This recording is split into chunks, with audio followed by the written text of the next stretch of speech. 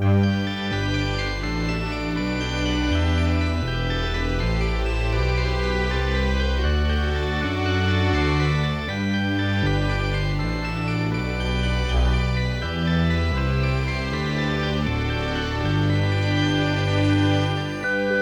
Term at St. Clare's by Enid Blyton. Dramatised by Edward Phillips.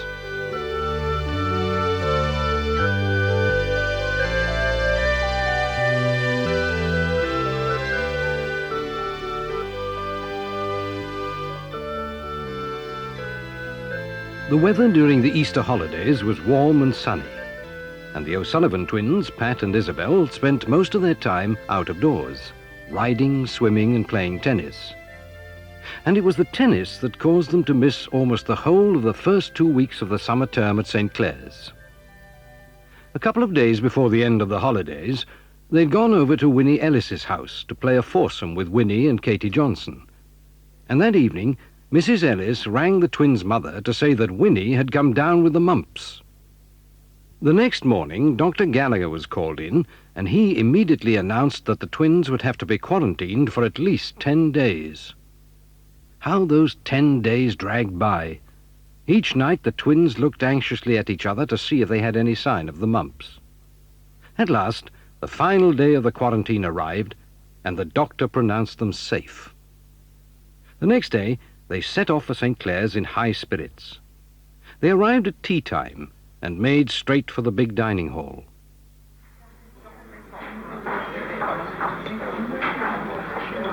Isabel, look everybody, it's the twins. Gosh, it's good to have you back. I don't know if these greedy first-formers have left much for you to eat, though. Your cousin Alison told us the bad news. How were the mumps? Well, we didn't have them after all. It's good to be back. Come on, tell us all the news. Who's been moved up to the second form? Marjorie, of course, and Vera Johns. Otherwise, our form is the same, plus the new girls. How many? 5. And by the way, Alison has palled up with one of them, an American, filthy rich, called Sadie Green. There she is, over there. Golly! What a fashion plate. Permed hair, polished fingernails. Oh, just look at that tailored uniform. She thinks of nothing but her appearance and nearly drives poor Mamselle mad. She has the most atrocious French accent you ever heard, and her American drawl is the worst Hollywood. She's not a bad sort. Awfully good-tempered and generous, really. But she's jolly bad for that silly cousin of yours. They walk together whenever we go out and talk of nothing but dresses and perms and film stars. We'll have to take Alison in hand.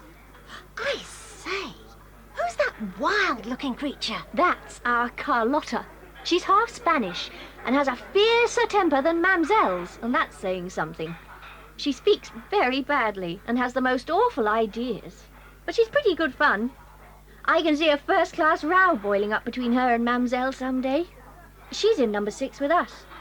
Janet's there, and Prudence Arnold, another new girl, and Kathleen and Sheila are there too. Hello, Bobby. Come and be introduced. Pat, Isabel, this is another of the newcomers, Bobby Ellis, known as the bad girl of the form.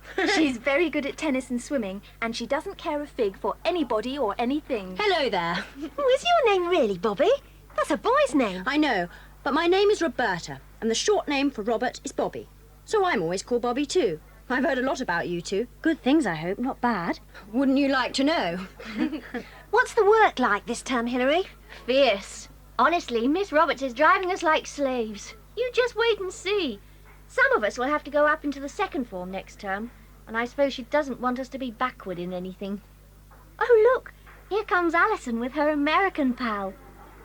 Alison, what have you done to your hair? It looks awful. What do you think you are, a film star? Sadie says I look grand like this.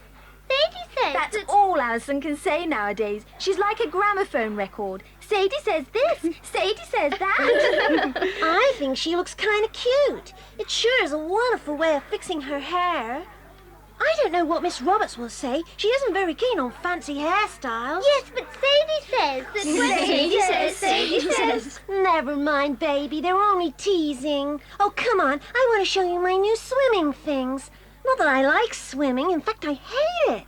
Those bathing caps are so tight. They ruin my hairdo. And the water's no good at all for my complexion. Sadie hates all kinds of sports. She's never had to do them before. Didn't you do them at your other schools? Well, back home, I didn't go to school much. I lived mostly in hotels with my mother.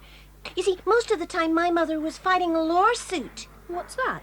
Well, when my pa died, he left a funny sort of will, and it seemed as if all his money would go to his sisters.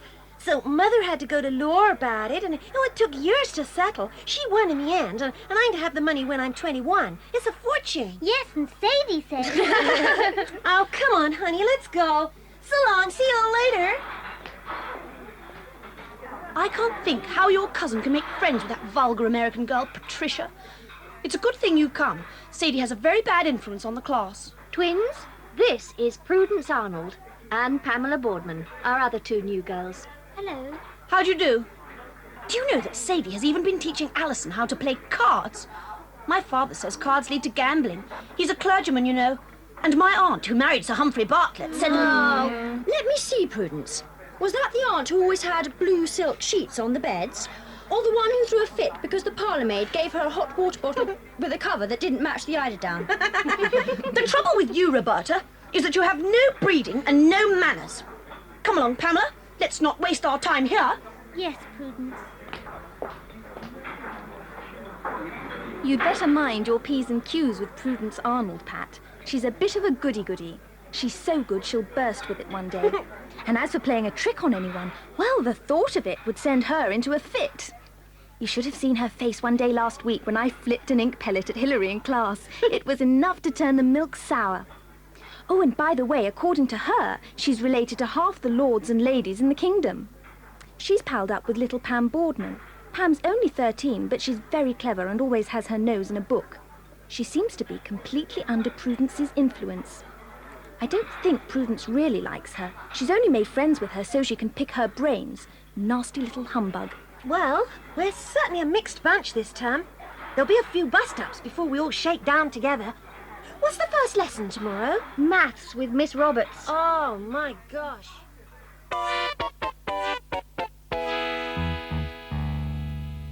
Good morning, girls. Good morning, Miss Roberts. I'm glad to see you back with us, Pat and Isabel. Now, we've already covered quite a lot of ground this term. Pamela is top of the class with 93 marks out of 100. Pamela, I can see you set yourself a high standard and your work is excellent. Sadie, Alison, Carlotta and Doris. Well, we know someone has to be bottom, but not all the time. Sit up, Sadie. Carlotta, there's no need to grin round the class like that. It isn't funny to get so few marks in any and every subject. Alison, there's something very strange about you this morning.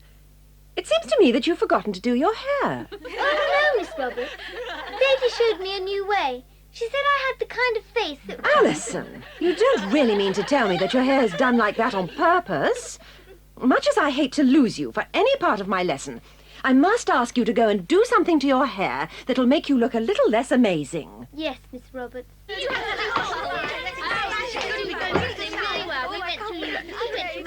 Settle down, girls, please. We'll now get on with the lesson. Open your maths books at page 16, Quadratic Equations. Oh. Prudence, why are you wearing a sheet of blotting paper on the top of your head? Oh, Miss Roberts, I didn't know it was there. I was quite lost in my work. Will you stop that giggling? I'm sure you didn't know it was there, Prudence, but will you please put it away and... Shall I give it back to Roberta, Miss Roberts? I think it belongs to her. She's sitting just behind me. Does it belong to you, Roberta? Yes, Miss Roberts.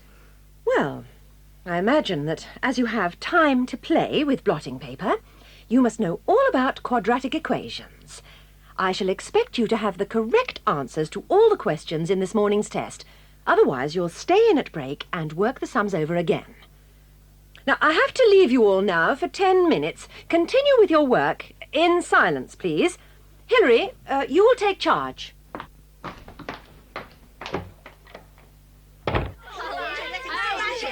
You rotten little sneak, Prudence.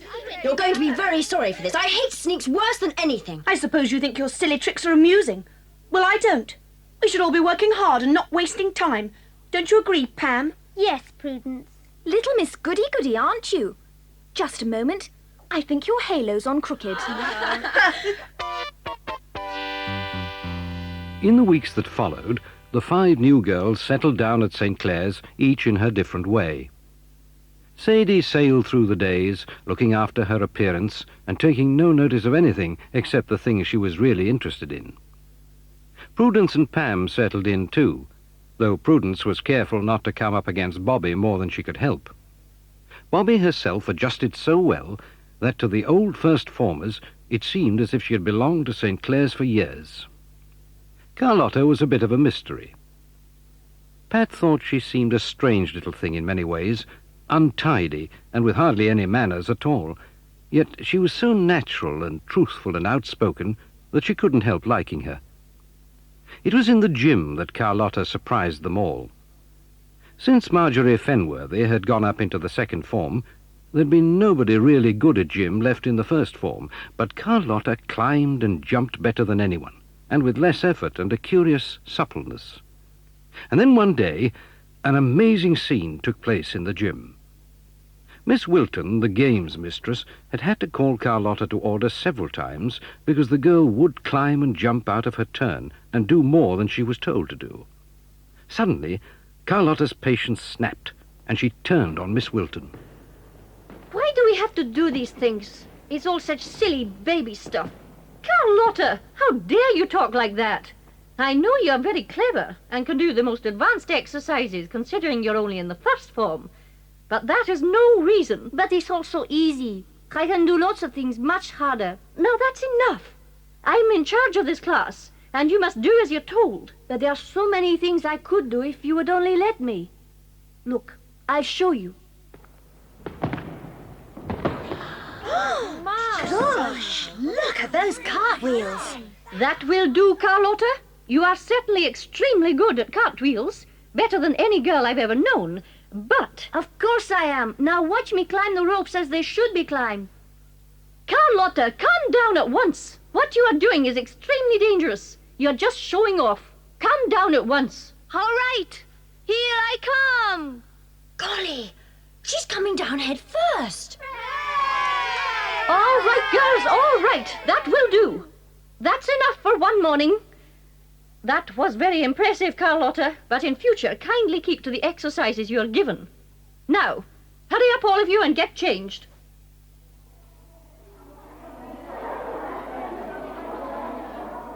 Carlotta, wherever did you learn all that? You did all those things just as well as any acrobat in a circus. We always thought Marjorie Fenworthy was marvellous, but you're far better. Perhaps Carlotta has relations in the circus. Oh, shut up, Prudence. Now look here, Carlotta. You let yourself down when you act like this, and you let your parents down too. They must have made sacrifices to send you here, and I don't let anyone down. I wouldn't stay here if I hadn't made a promise to someone. Do you suppose I choose to be in a place like this? But can't you see that you only make things worse for yourself when you act like this? When you live in a community together, you have to behave as others do. I'm head of the form, and I just can't let you go around behaving like a 4-year-old. I know you're right, Hilary, but I haven't been brought up in the same way as you have. I haven't learned the same things. Don't dislike me because I'm different. You idiot. We like you because you're so different. You're a most exciting person to have in the form. But don't play into the hands of people like Prudence. You'll only get into trouble. It was true that Carlotta was very popular with the first formers. There was only one girl who didn't like her, and that was Prudence. She looked down on Carlotta for what she called her common ways, and began to resent her bitterly. She began to wish desperately that she could find some way to discredit Carlotta, and then one day she discovered something very interesting about the girl, something which she thought might come in useful to her plans. She'd noticed that Carlotta was in the habit of going for walks by herself, and she'd often wondered where she went and what she did. One afternoon, she saw Carlotta slipping off through the school grounds to the little gate in the garden wall. She determined to follow her, and she sought out her friend, little Pam Boardman. She didn't say anything about Carlotta, but merely suggested that they take their nature books for a walk through the fields. As usual, Pam readily agreed, and the two girls set off together. You know, Pam, I don't see why a girl like Carlotta should be allowed to come to a school like St. Clare's. Do you? I mean, it's not fair on girls like us who come from good families and have been well brought up. A girl like Carlotta can have a very bad influence. Perhaps her parents think we might have a good influence on her. She is strange, I agree. But she's quite fun, Prudence. I don't think the things she does are really clever. I don't think she's fun either. I think there's a decided mystery about our Carlotta. Well, perhaps you're right, Prudence. Of course I'm right. What a wonderful sunny day it is, Pamela. Oh, look. Down there. I wonder who that is. Why, it's Carlotta. What is she doing out alone? She knows it's not allowed. But then that's just like her, isn't it? I wonder where she's going. You know, Pamela, I shouldn't be at all surprised if she's got some common town friends that nobody knows anything about. I think we should follow her and find out. Oh, I don't think we ought to do that, Prudence. Wait a minute. I do believe... Yes. Look, she's going over to that field where all the tents and caravans are. That must be the circus that was in town last week. I'll bet she's going to visit it. Yes, she is. Well, would you believe it?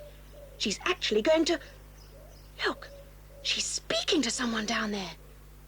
What an uncouth-looking man. Now what's she doing? She's getting on one of the horses. Why, she's riding it. Well, of all the... She's riding one of the circus horses round the field. Doesn't she ride well? Look, Prudence, she's standing up on the horse's back. Well, I always thought there was something peculiar about Carlotta. Now we know what it is. I'm sure she's nothing but a jumped-up circus girl. How could Miss Theobald have her at St. Clare's? It's wicked. Whatever will the others say? Oh, don't let's sneak, Prudence, please. This is Carlotta's secret, not ours. Well, I don't know, Pam. I think we have a duty to the others. Look, Carlotta's finished making an exhibition of herself. She's saying goodbye. Why, she's actually shaking hands with that fellow. That's funny. She's going off in the other direction. She's going back to school the long way round. Come on, Pam. Now's our chance. Our chance for what, Prudence? To find out what it's all about, of course. We're going down there. We're going to speak to that man and see what we can find out about Carlotta.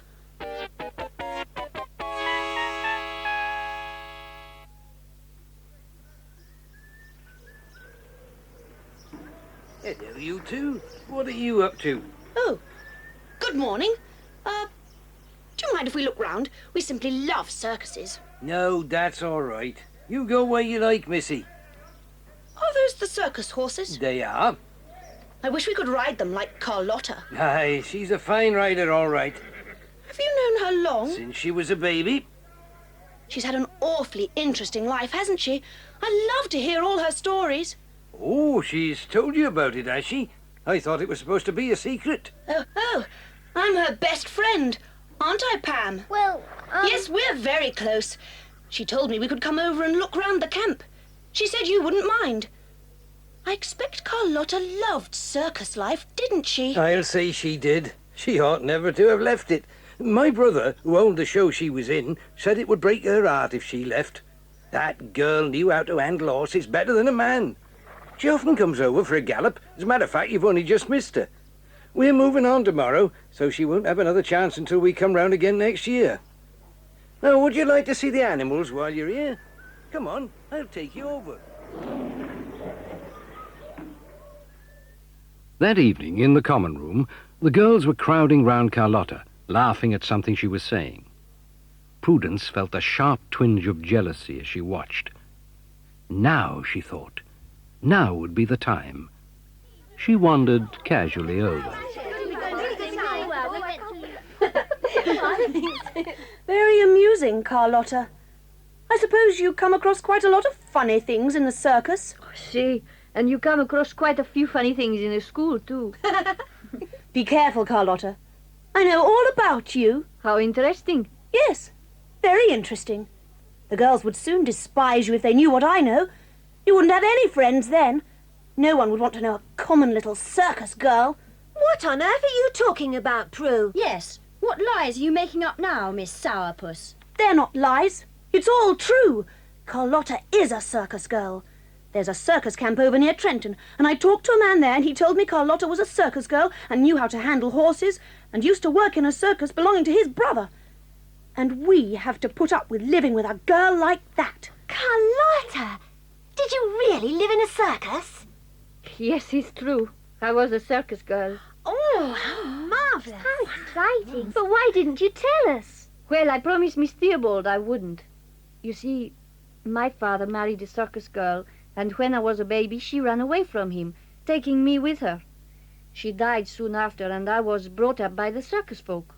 I loved horses, just as my mother did, and so I learned to ride. Not long ago, my father, who'd been trying to find me and my mother for years, suddenly discovered that my mother was dead, and I was with the circus. Father, he's a rich man. He made me leave the circus and come here to school. Oh, Carlotta, how romantic. Just like a book. My mother was Spanish. Some of the circus people were Spanish, too. They were grand people. I wish I could go back to them. I don't fit in here. I don't belong, and I'll never learn. Well, don't you worry, Carlotta. You'll soon fit in, better than ever now we know all about you.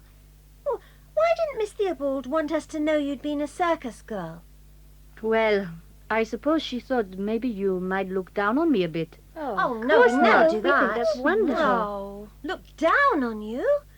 We're all thrilled to bits. I promised Miss Theobald I wouldn't do any of my circus tricks in case I gave the game away. I broke my promise the other day in the gym, but somehow I simply couldn't help it. I'd been dreaming of the old circus days and of my beautiful horse, Terry, and I just went mad and I started showing off. Show us some more of your tricks, Carlotta. Oh, yes. Yes, please do. do. Shall I? Yes, yes. All right, watch this. Stand back, everybody, stand back. Off you go, Carlotta.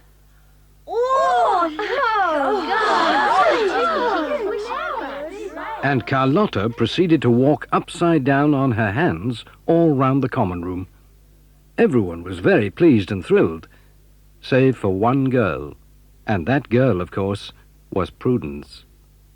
She stood in silence, listening to the squeals of delight and admiration.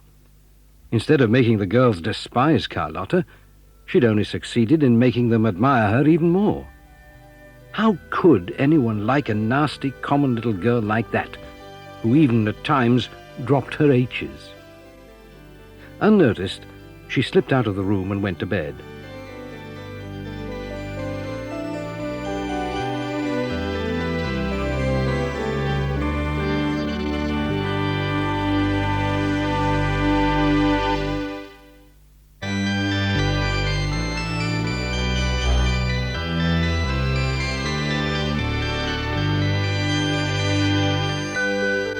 And so the term went on, passed the halfway mark, and slipped into full summer. The weather was glorious, and everything would have been perfect except for one thing: the lessons. They particularly dreaded the French class with Mamselle, and one morning after breakfast, as they gathered in the classroom just before a session on irregular declensions... Bobby, can't you possibly think of something to stop Mamselle making us recite French verbs this morning? Oh, I have learnt them, and they all slip out of my head in this lovely summer weather. Just think of one little tiny trick. Anything to distract Mamselle's attention for 5 minutes. You haven't played a trick on anyone for at least a week. Yes, for goodness sake, think of something, Bobby. I can't. At least I can't think of anything that Mamselle wouldn't know was a trick. Wait a minute, though. Janet, where's that squeaking biscuit your brother sent you? In my desk, why? Hand it over. Here you are. It's not a very good joke. Not up to my brother's usual standard. Never mind, it'll do. Now, just listen to this. What does that remind you of? A kitten? Exactly. A kitten crying for its mother. Now listen, everybody. The school cat has just had kittens. When Mamselle comes in, she's going to find us all talking about a lost kitten, and we'll be very disturbed about it. And then I press this biscuit, and she'll think the lost kitten is somewhere in this room. That is a good idea. Ollie, we are going to have some fun. What happens after that depends on you. But we should be able to take Mamselle's mind off French verbs for at least 10 minutes if we work it right. Here we go.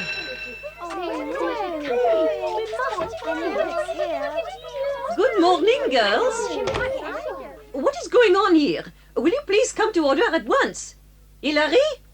What are you doing on the floor? Kitty, kitty, kitty, kitty, here, kitty. What is all this kitty, kitty, kitty? Que faites-vous? Have you lost something? Here, kitty, puss, puss. Oh, Mademoiselle, you haven't seen one of the school cat's kittens by any chance, have you? It's lost, and we've been looking everywhere for it. I know nothing about any tiny cat, Hilary, but it is most improbable that it should be here in the classroom. Anyway, we have more important things to consider. Would you please open your books at page 114, and then... Oh, Mademoiselle, it must be in this cupboard. I thought I heard a sound just now. Please let me look. Hilary, will you come away from there? Is it there, Hilary? Oh, Mademoiselle, isn't it a shame? You'd be so frightened. That is enough about la petite chatte. Go to your places at once. Hilary, for the last time I tell you to stop looking for this animal. Sit down at your desk. Mademoiselle, What is it, Roberta? do you think it's climbed up the chimney? I once knew a cat that got up our chimney at home and finished up on the roof. And Mamselle, we had a kitten once. Assez! That is quite enough. Any more tales about cats in the old class will write me out 2 pages on the subjects of the cat family, in French. Now, get out your grammar books. Open at page 114. Today we will devote the whole lesson to irregular verbs. Janet, you will begin.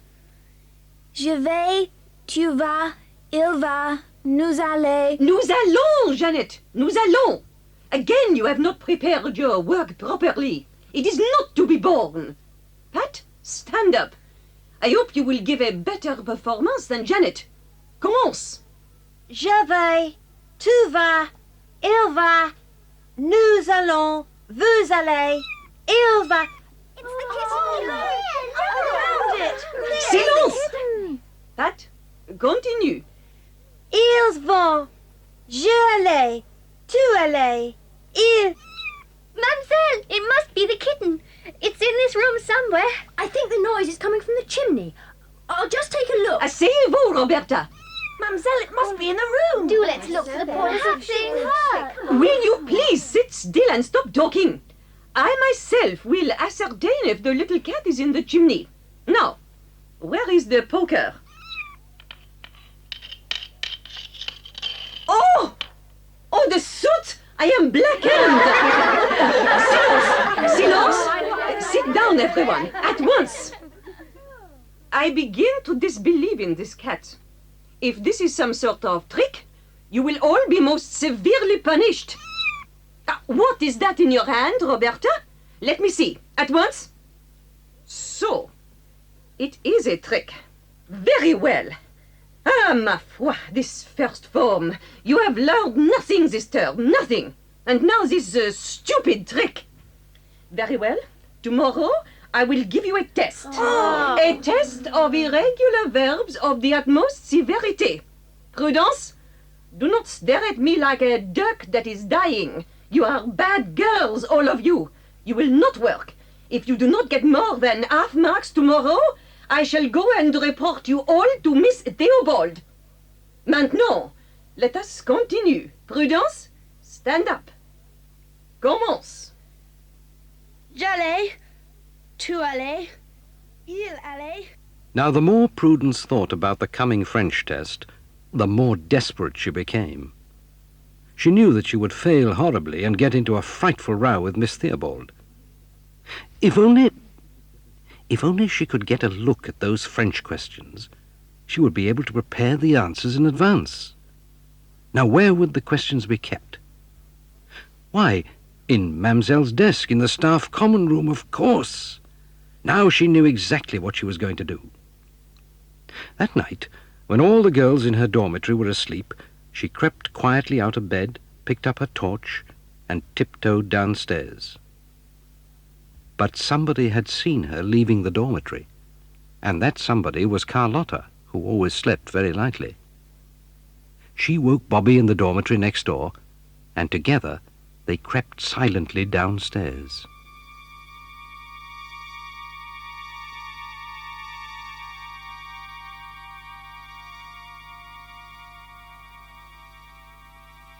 Bobby, there's a light coming from the mistress' common room. She must be in there. What can she be doing?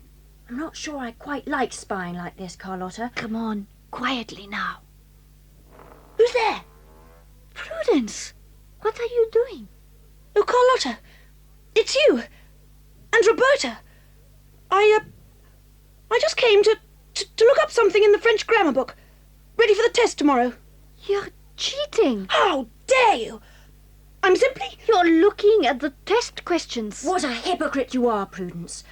You go about pretending to be so good and religious and proper, and yet you sneak and cheat whenever you get the chance. You look down on Carlotta because she was a circus girl. But I can tell you we look down on you because you're cunning, deceitful and untruthful, and an out-and-out cheat. Girls, what is the meaning of this? What are you doing here? Oh, Miss Theobald, I heard a noise, so I came down to investigate, and... It was Prudence, Miss Theobald. She was looking at the French test questions, finding the answers. I wasn't! Carlotta only says that because I found out she was nothing but a cheap circus girl. I hate her. I hate Bobby, too. But Carlotta is the worst of the lot! Be quiet, Prudence. Go back to bed, all of you. I will deal with you in the morning. You will be in my study, all three of you, at 9 o'clock.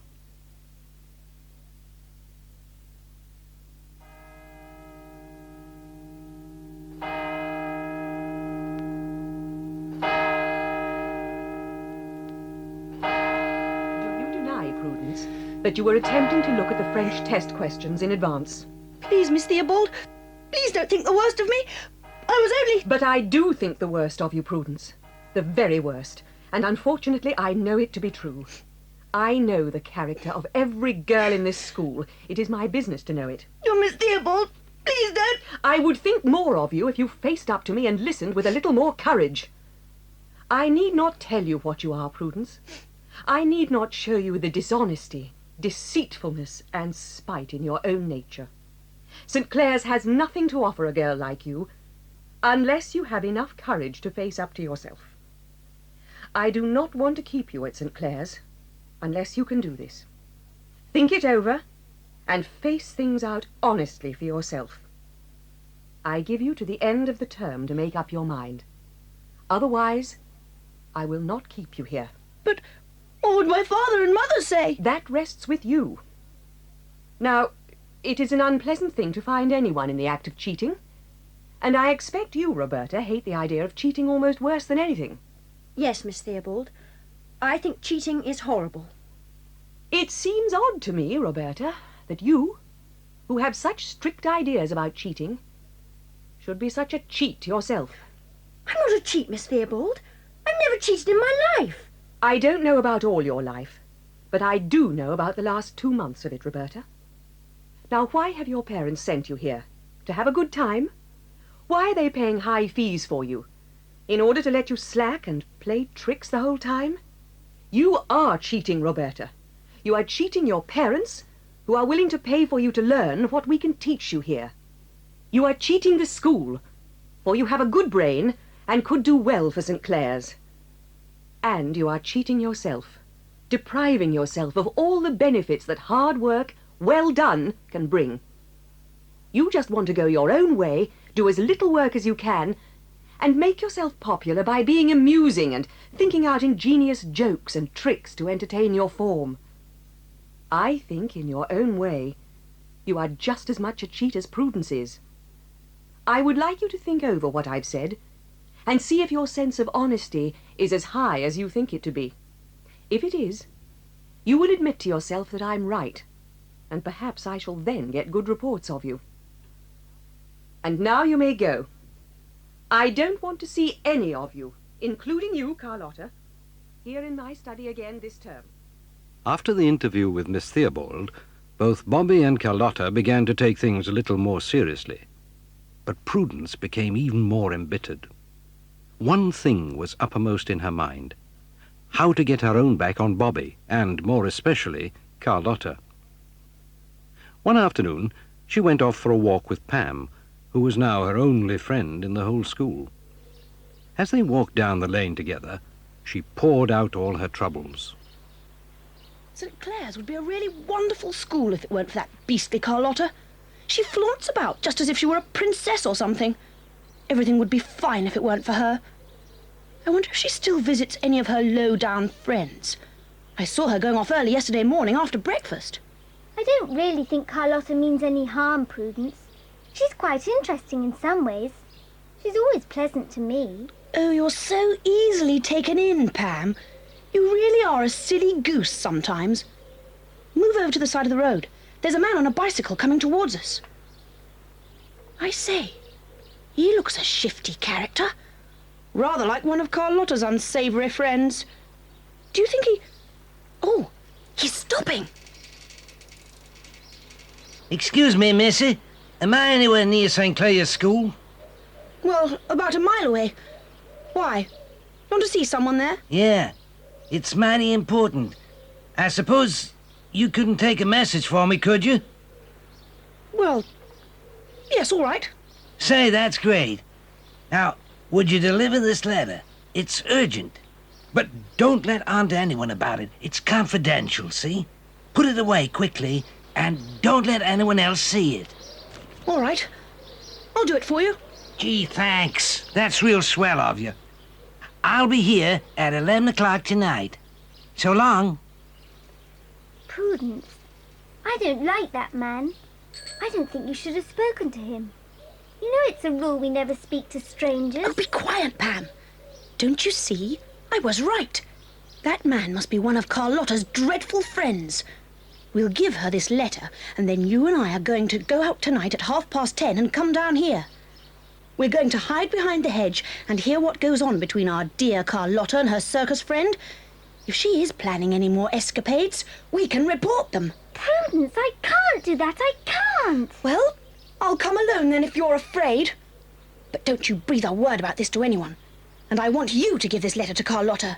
If I do it, she'll probably think it's a trick. But Prudence... Pam, just do as you're told, will you? And remember, not a word to anyone else. All right, Prudence. I'll do it, but I don't like it. And so, that evening in the common room after tea, Pam timidly walked up to Carlotta. Carlotta, this is for you. Oh, thank you, Pam. Just a minute. This letter isn't for me. It's got Sadie Green's name on it. Oh. Oh, we didn't notice. We? I mean me. I didn't notice. Sadie, What is it, honey? here's a letter for you. Pam gave it to me by mistake. A letter? For me? Where did you get it from, Pam? Prudence and I met a funny-looking man down the lane by the farm this afternoon. Oh, so Prudence is mixed up in this. Yes. Well, the man said he wanted to send a message to someone. So Prudence took the note and asked me to give it to you, Carlotta.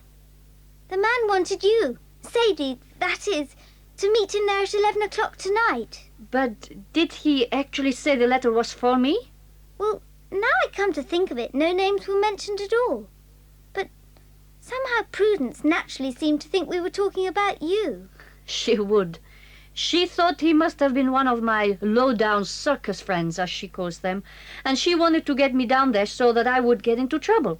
Yes, it's true. Oh, Carlotta, I'm supposed to be Prudence's friend, but I do so dislike her.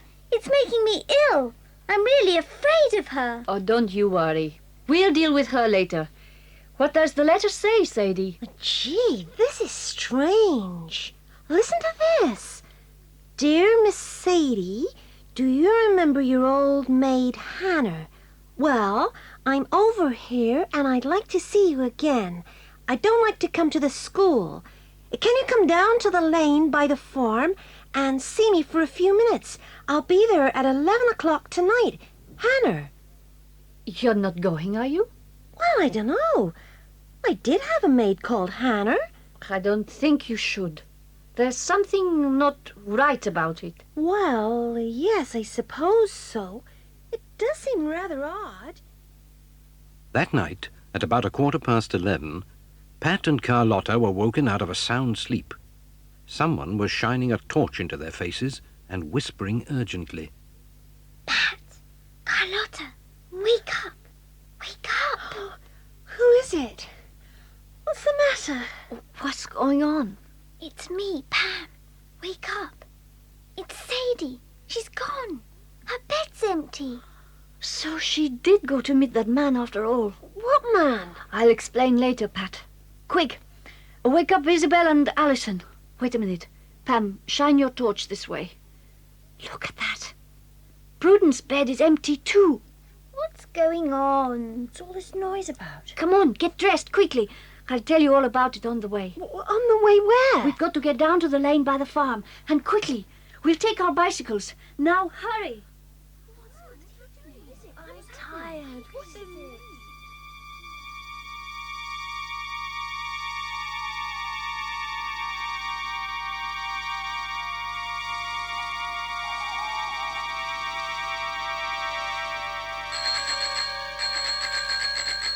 For heaven's sake, Alison, stop ringing your bell. You want to give the game away? Do you think Sadie's letter was genuine, Carlotta? I don't know, but I'm worried. Pat, you don't suppose. Suppose what, Alison? Well, I was just wondering if Sadie's been kidnapped. Kidnapped? Whatever gave you that idea? Well, she said that she nearly had been once, in America. She's awfully rich, you know. Her mother sent her over here because she was afraid she might be kidnapped again. Sadie told me all about it. Oh, my gosh! We're nearly there. Now, when we get there, we must... Look, there's someone running down the lane towards us. It's Prudence. Prudence! What's the matter? What's happening? Oh, Pat, something dreadful has happened. Sadie's been kidnapped. I thought I was following Carlotta when I went out this evening, but it was Sadie. And when she got near the farm, 2 men came up and took hold of her, and they dragged her to a hidden car and put her in.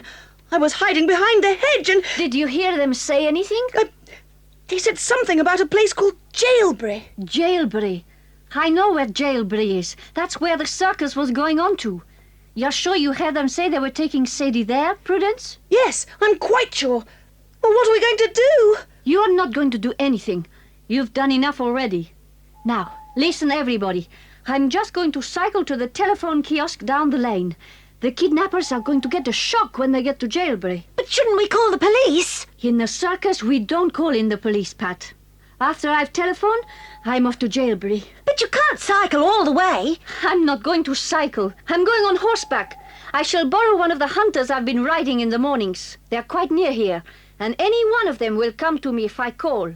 Now, you lot get back to school. I'm going to join in the fun. Carlotta galloped like the wind that night.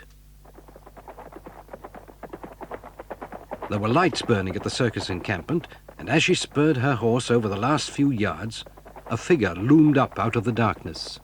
Who's that? Jim, it's me, Carlotta. Did you get my message? We did, and we got the girl for you. Mighty pretty, isn't she? Very. And if I know anything about Sadie, she wants to borrow a comb to fix her hair as soon as you rescue her. What happened? Well, as soon as we got your message, we dragged a caravan out of the field and set it across the road where it runs down into the town. Nobody was about, not a car came by, till suddenly one appeared racing along. We guessed it must be the one you wanted. Oh, if only I'd been there. Go on, what happened then? When the car saw the caravan by the light of its headlamps, it stopped. We pretended that our caravan had got stuck, and one of the men in the car jumped out to see what was up. He called to the other man to come and help us shift the caravan out of his way. I slipped off to the car, and there, in the back, all tied up like a chicken, with a handkerchief round her mouth, was your friend. I got her out in half a tick and bundled her behind the hedge. Wonderful. Then I went back to the others, tipped them the wink, and we moved the caravan away in a jiffy, leaving the road clear. The two men went back to the car, hopped in, never looked behind at all to see if the girl was there, and drove off into the night without her. Whatever will they think when they take a look behind and see Sadie is gone? You did well, Jim. Now, we don't need to call in the police or have a fuss made or anything. I can just take Sadie back to school and nobody need to know anything about it. Here she comes now. Carlotta, how did you get here? You'll never guess. I got kidnapped again. Oh, gee, my hair's in such a mess. I suppose we better be getting back to the school, hadn't we? I think we had. Miss Theobald won't want this to get about. And I know the circus people don't want the police called in. Come on, jump up. On a horse? Of course, silly. You can put your arms around my waist and hang on. Thanks for everything, Jim. Anytime, Carlotta. Come on, miss. I'll give you a hand up. Oh, but I can't. Up you go. Ah, that's it. So long, Carlotta. Come and see us again soon. Bye, Jim. Get up. Despite Carlotta's hopes, it was impossible to keep the events of the night a secret, and Miss Theobald decided that the police must be called in. Carlotta had the excitement of being interviewed by an admiring detective sergeant, and Prudence had the ordeal of being closely questioned too. Sadie's mother was told about the attempted kidnapping, and she arrived at St. Clare's in a great state 2 weeks before the end of term. She wanted to take Sadie away at once, but Miss Theobald persuaded her to leave the girl until the end of term. And so the weeks went by, and at last the final day of term came round. Goodbyes were shouted as the school coach came up to the door for the first batch of girls. And there we will leave them, first formers for the last time, singing on their way home for the holidays. What will happen to them next term when they move up to the second form? Aha, that's another story altogether.